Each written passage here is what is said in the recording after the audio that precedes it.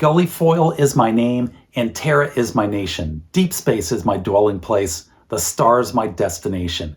And that is a quatrain poem that appears here in the book, The Stars My Destination. Greetings, booktubers, and welcome back to Grammaticus Books. I just finished reading The Stars My Destination by Alfred Bester, and I'm going to give you guys my thoughts on it.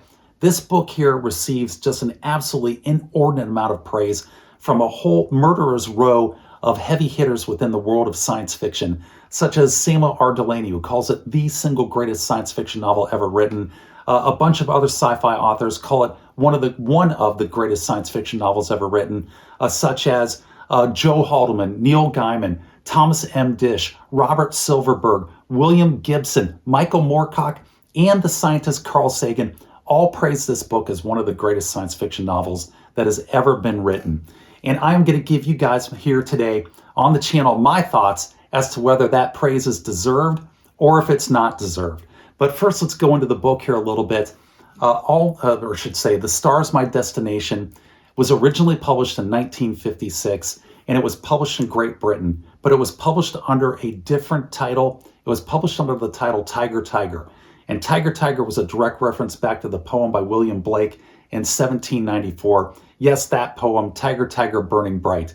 And the reason it was called Tiger, Tiger is because the main character, Gullyfoyle, has a tiger face tattooed onto his face against his will very early on in the book. Later in the book, he has that tattoo removed in an exceptionally painful manner, but that tattoo is still there subdermally under the skin, and whenever he loses his temper and his face becomes flushed, it stands out in bas relief whenever he gets angry. So he has to control his temper or else that tattoo comes out. And if it comes out, bad things are going to happen. So that is the British version, first published in 1956. The American version of it, The Stars My Destination, was also published a couple of months later in 1956, but within the pages of Galaxy magazine. This copy that I've got here, this is a Ballantine Press edition from 1976, 20 years later. It's a 6th printing, and it has just a wonderful Ken Kelly wraparound painting for a cover on it. Ken Kelly doing an unusual science fiction painting. Typically, he's usually doing sword and sorcery paintings. So it's a rare Ken Kelly SF cover that you got here for The Stars My Destination. Now, what is this book about? Well, quite simply put, this book is about revenge. It is about all-consuming revenge by Gullyfoyle. Because in the very opening pages of the book, Gullyfoyle has been stranded in space. He is a machinist mate, 3rd class, serving aboard the spaceship, the Nomad. And the Nomad is from the planet Terra, from Earth. Earth and the inner planets, which are at the time of this book, at war with the outer planets. And the Nomad has been ambushed and it's been completely destroyed. And Gullyfoyle is the sole survivor of the Nomad at the very start of the book. He's in the last airtight compartment, and he has been hanging on by his fingernails for 170 days, hoping beyond hope that another spaceship will come through the space lane, spot the Space Hulk, spot the debris of the Nomad, and pull alongside it and rescue him. And after 170 days, his wish is granted. The Vorga, the sister ship to the Nomad from Earth, spots the wreckage of the Nomad, pulls up alongside of it. Gullyfoyle puts on his spacesuit, goes out of his chamber, out of the lock, into the wreckage, flags down the Vorga. They see him, and they fire their thrusters, and they fly off, and they leave him there to die. And from that point forward, Gullyfoyle is consumed with this desire to exact vengeance and revenge upon the captain and the crew of the Vorga. And that drives the whole rest of the plot here in The Stars My Destination. Now, the book is broken up into 3 acts. And the first act is Gullyfoyle, just consumed with that rage, trying to get off of the Vorga, out of the space lanes, and back into the inner planets so that he can put his plan for revenge into action. That's Act 1. Act 2 of this book is Gullyfoyle, where he has made it back to Terra, and he has to, at this point, he has to stop being a bull in a china shop. He has to stop being just a sledgehammer, which is what his personality and character trait here is at in Act 1. And instead, he has to use subtle strategies, he has to use subterfuge, and he has to use intrigue and deception in order to move his plot forward, move his plan forward, and divine and find out who exactly who was commanding the Vorga and who the crew were in order to hunt them down and kill them. And then in Act 3, you just have this crescendo where all the disparate threads that have been woven throughout Act 1 and Act 2 come together. That war between the inner and the outer planets that's been running in the background while Gullyfoyle has been pursuing his revenge, it comes to the forefront as well. And just as Gullyfoyle is ready to see his plans realized, to see his vengeance realized, the war hits home right at the same time, and you have this wonderful crescendo of an ending that you get here in The Stars My Destination. So that is the basic overview of the book. What are the pros of this book and what are the cons of this book? And there are a few cons, but there are a lot of pros. So let's go into it. So the pros of this book is that this book is often praised as proto-cyberpunk, that it has all of these elements of cyberpunk that are going to appear later in novels like Neuromancer by William Gibson and Snow Crash by Neil Stephenson. A lot of those elements are showing up very early here in 1956, such as a dystopian future, cybernetic enhancements to human beings. You have an anti-hero in Gullyfoyle, and Gullyfoyle's straight up an anti-hero. He will murder anybody who gets in the way of him exacting his revenge. He will commit crimes of sexual violence against women without hesitation, without remorse. He is a straight up anti-hero. You have chic female criminals who appear in the book as supporting characters, and you have corporations who are actually running the government. You've got all these elements that appear as standard fare in cyberpunk in these later novels are here in 1956 and The Stars My Destination. The other good point of this book, one of the other pros, is you have great gripping character development. Gullyfoyle has tremendous character development, and the supporting characters that appear in here also go through very good, very multifaceted character development that's very interesting and fun to read about. And the plot takes a lot of surprising plot turns that'll take you by surprise, that are also really engaging and will draw your attention into the book, particularly as you get into Acts 2 and Act 3. And another positive about this book is the ending, that crescendo ending that Alfred Bester builds up at the end, where he brings home the war right as Gullyfoyle is getting ready to realize his revenge. It's just delicious.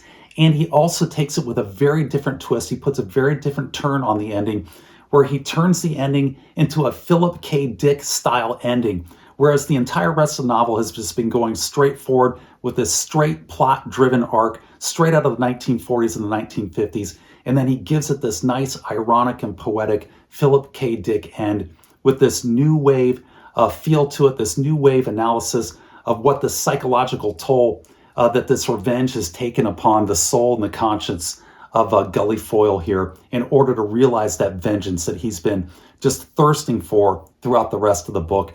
And it is delightful. And I really do think that it's that Philip K. Dick style end twist that you get right here at the conclusion of the book that makes it such a favorite of so many of these heavy-hitting authors that praise it so heavily.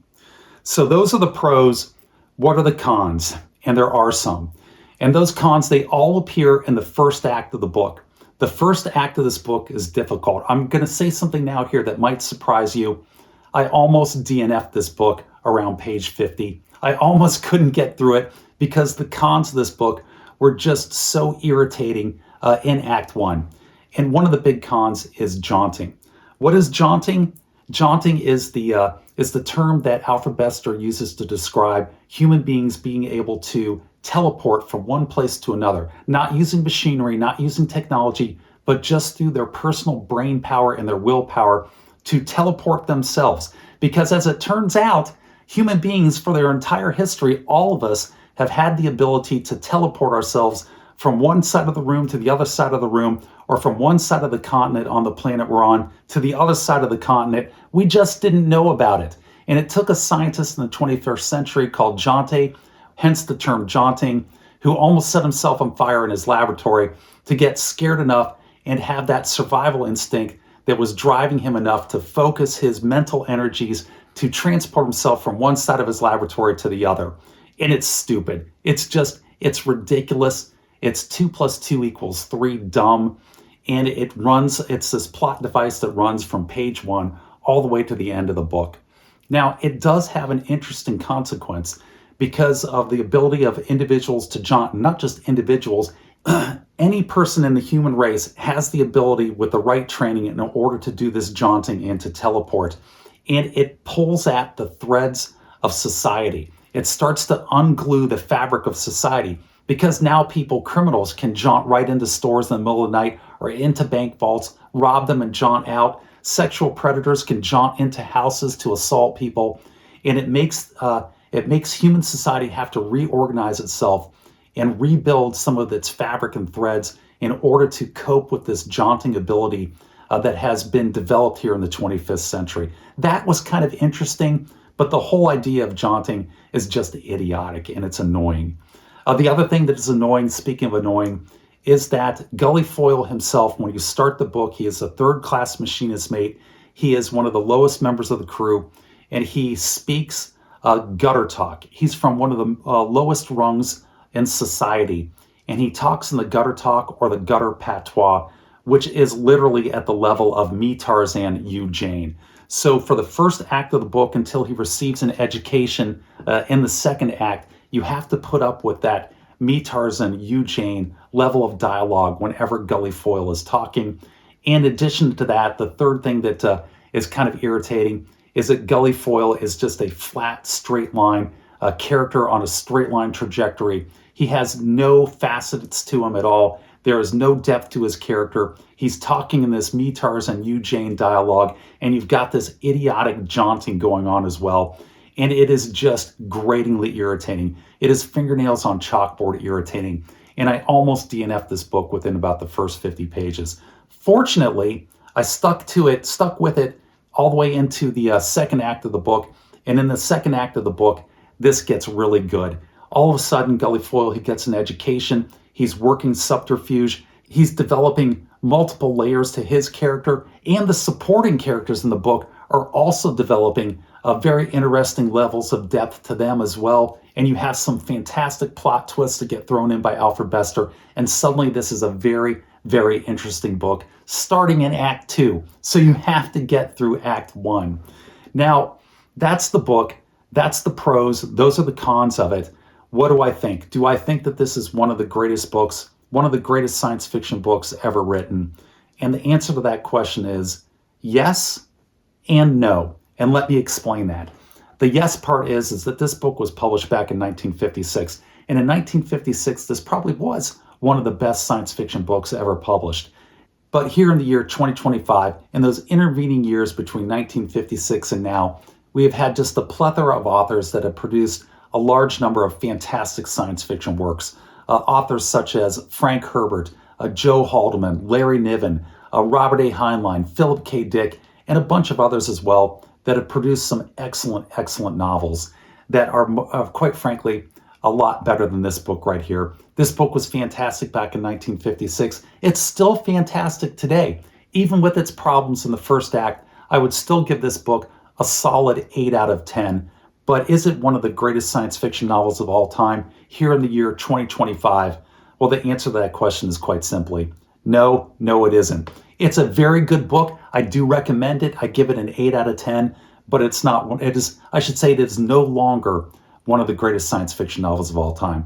Now, have you read this book? What do you think about it? Do you think it's one of the greatest science fiction novels of all time? Do you think it had just enormous problems in the first act like I thought it did? Or do you have a different opinion on it? Put it down in the comments section below. I would love to hear about it. I do read and respond to all the comments. And with that, I'm going to wrap this one up. And I'm going to say take care, be safe, and I will catch you guys next time.